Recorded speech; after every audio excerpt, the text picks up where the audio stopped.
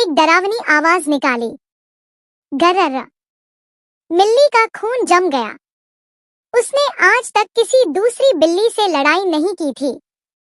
वो तो बस ऊन के गोलों से खेलती थी।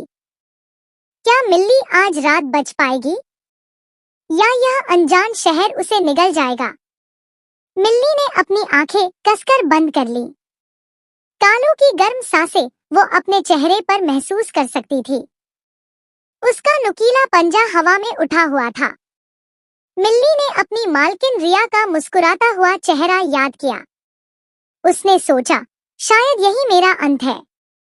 तभी अंधेरे में एक और आवाज गूंजी।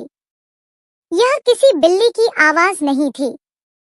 यह आवाज जमीन से जुड़ी हुई, गहरी और दमदार थी।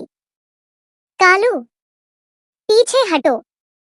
यह भौंकना नहीं था, यह एक आदेश था। एक ऐसी आवाज जिसमें सालों का अनुभव और रोब था। कालू का उठा हुआ पंजा हवा में ही रुक गया। उसने चौंक कर पीछे मुड़कर देखा।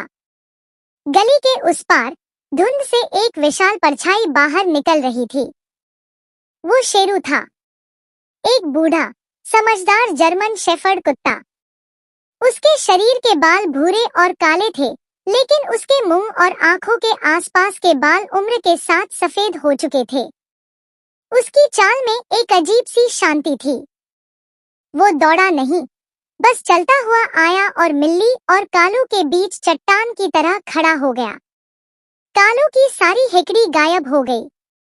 उसने अपनी पूंछ दोनों पैरों के बीच दबा ली। उसने एक बार उस विशालकाय कुत्ते को देखा और फिर बिना कुछ बोले चुपचाप अंधेरे में रफूचक्कर हो गया। गली के गुंडे को भी पता था कि शेरू से पंगा नहीं लेना चाहिए। शेरू धीरे धीरे मिल्ली की तरफ मुड़ा।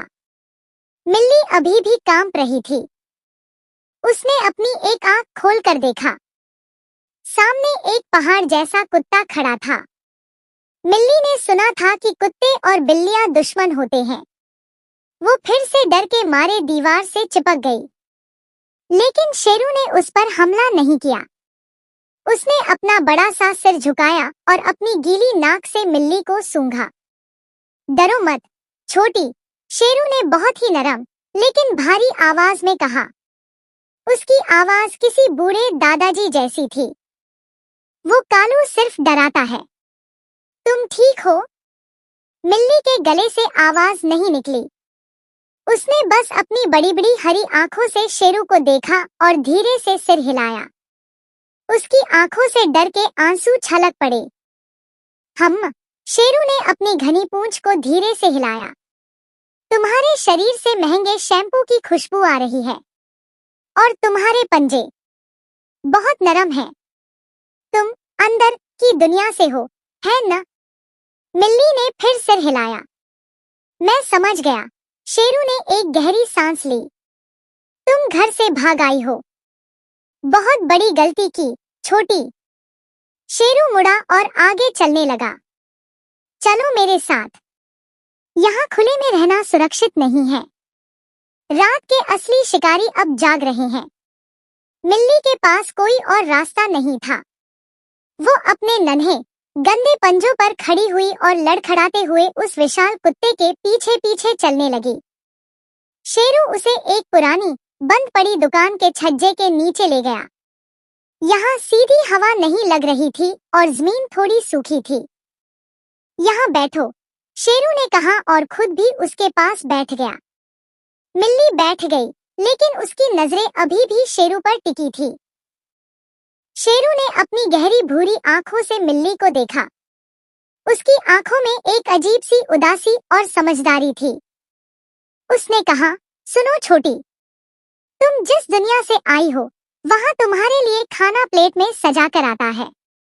वहाँ सोने के लिए मखमली बिस्तर है। कोई तुम्हारी देखभाल करता है। शेरू ने अपनी नाक से बाहर सड़क की तरफ इशारा किया, जहाँ अब सन्नाटा था। लेकिन यह कंक्रीट का जंगल है। यहाँ का नियम अलग है। यहाँ तुम्हें अपना खाना खुद ढूंढना पड़ता है। अपनी सुरक्षा खुद करनी पड़ती है। यहाँ कोई किसी का सगा नहीं होता। मिल्ली ध्यान से सुन रही थी। हालांकि उसे आधी बातें समझ नहीं आ रही थी। शेरू थोड़ा रुका और फिर उसने मिल्ली के सिर पर अपनी नाक से हल्का सा स्पर्श किया। इस दुनिया का पहला सबक याद रखना, छोटी बिल्ली, बाहर कभी किसी पर आसानी से भरोसा मत करना। फिर शेरू ने एक लंबी जम्भाई ली और अपने पंजों पर सिर रखकर लेट गया। सिवाय आज रात के लिए मैं तुम्हारा पहरेदार हूँ। सो जाओ, कल का दिन बहुत लंबा होने वाला है। मिल्ली अभी भी डरी हुई थी, लेकिन इस विशाल अजनबी कुत्ते के पास बैठकर उसे अजीब सी सुरक्षा महसूस हो रही थी। वो शेरू के गर्म फर के पास सटकर लेट गई। उसकी आंखें भारी होने लगी। शायद यह बाहर की दुनिया इतनी भी बुरी नहीं थी, जब तक शेरू जैसा कोई दोस्त साथ हो। लेकिन मिल्ली को नहीं पता था कि कल उसे एक ऐसी चीज का सामना करना पड़ेगा